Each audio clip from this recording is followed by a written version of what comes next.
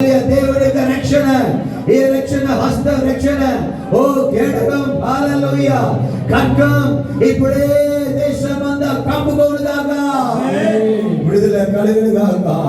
ఆశ్చర్యమైన కార్యం చేయండి ప్రభువా, ఒక విడుదల దయచేయండి, విడుదల దయచేయండి అబ్బా, వారిని మార్చండి. ఎస్తేరు రాజానికి, ఎస్తేరుకు మెర్దెకాకు విరోధంగా, యూదా కులముకు విరోధంగా లేచిన వారు ఓ నాశనం అయిపోయినట్లు ఒక అద్భుతం ఇండియాలో చేయండి.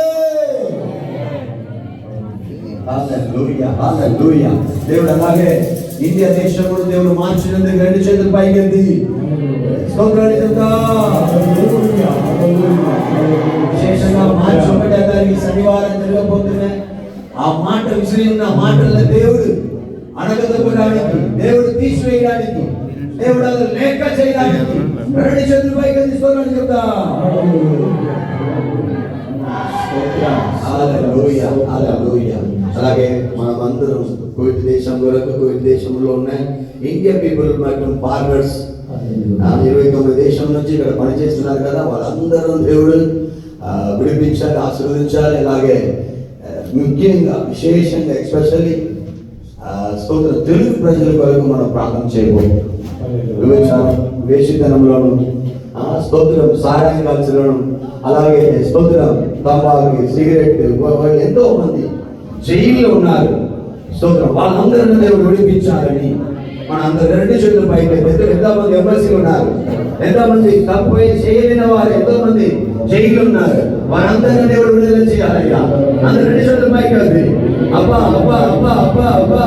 యేసు రాజా, యేసు రాజా.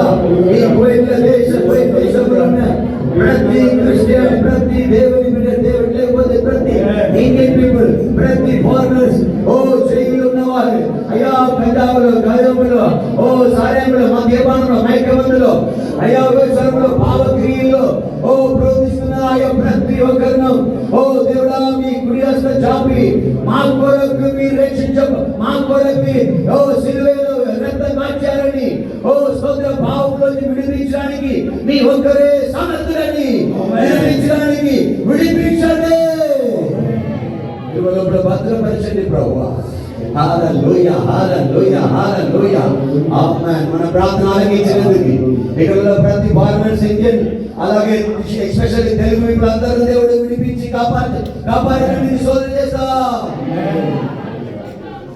హల్లెలూయా హల్లెలూయా.